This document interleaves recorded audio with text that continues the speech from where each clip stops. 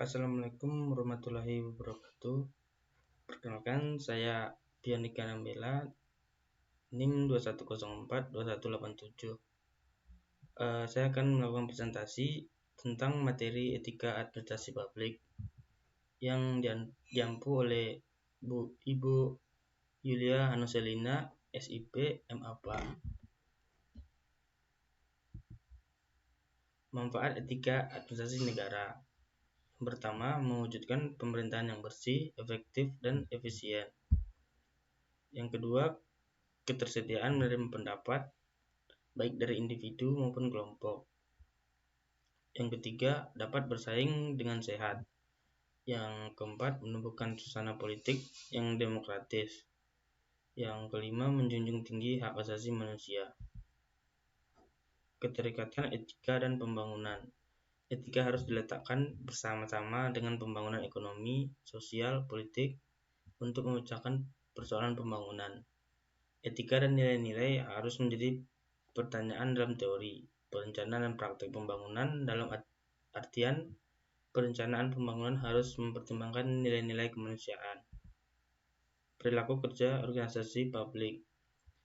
Organisasi publik dalam pemahaman yang luas disamakan dengan organisasi negara dan pemerintah daerah atau birokrasi negara atau pemerintah daerah.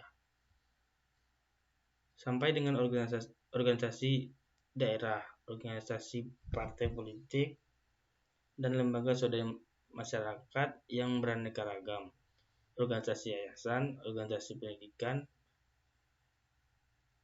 organisasi kesehatan seperti PMI, pusat kesehatan masyarakat, rumah sakit, dan badan usaha milik negara atau daerah. Organisasi publik memiliki karakteristik.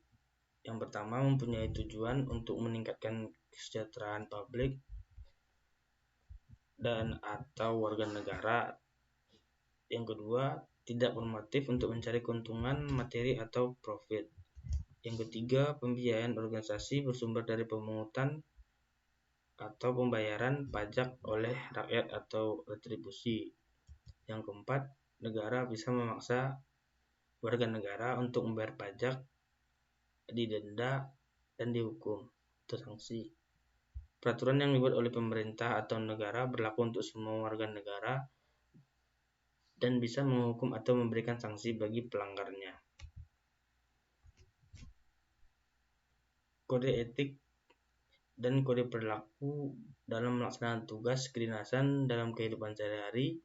Setiap ASN wajib bersikap dan berpedoman pada kode etik dan kode ASN. Secara umum, kode etik ASN tertuang dalam UU Nomor 5 Tahun 2014 tentang aparatur sipil negara. Kode etik ASN terdiri dari melaksanakan tugasnya dengan jujur, bertanggung jawab, berintegrasi tinggi. Kedua, melaksanakan tugasnya dengan cermat dan disiplin. Ketiga, melayani dengan sikap hormat, sopan, tanpa tekanan. Keempat, melaksanakan tugasnya sesuai dengan ketentuan peraturan perundang-undangan. Yang kelima, melaksanakan tugasnya sesuai dengan perintah atasan atau pejabat berwenang sejauh tidak bertentangan dengan ketentuan peraturan perundang-undangan dan etika pemerintahan.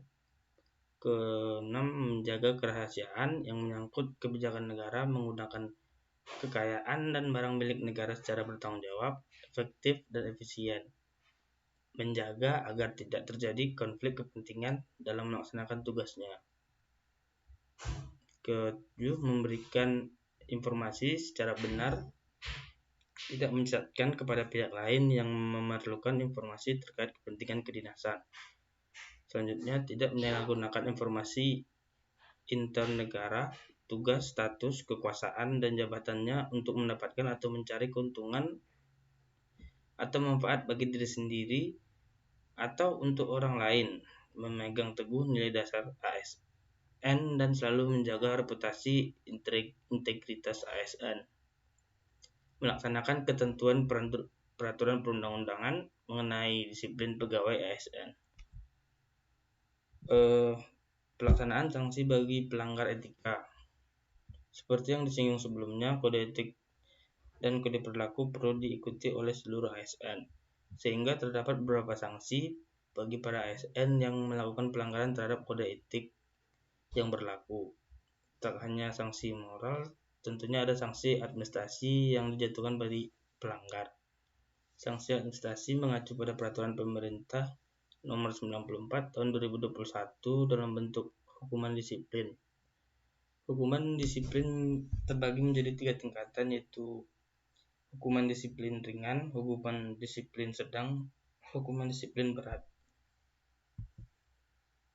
Pertama, hukuman disiplin ringan. Seorang ASN yang mendapatkan hukuman disiplin ringan akan mendapat 3 jenis sanksi yang berbentuk teguran lisan, teguran tertulis, pernyataan tidak puas secara tertulis. Hukuman disiplin sedang.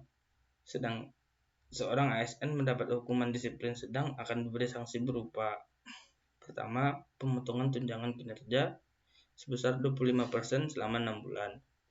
Kedua, pemotongan tunjangan kerja sebesar 25% selama 9 bulan.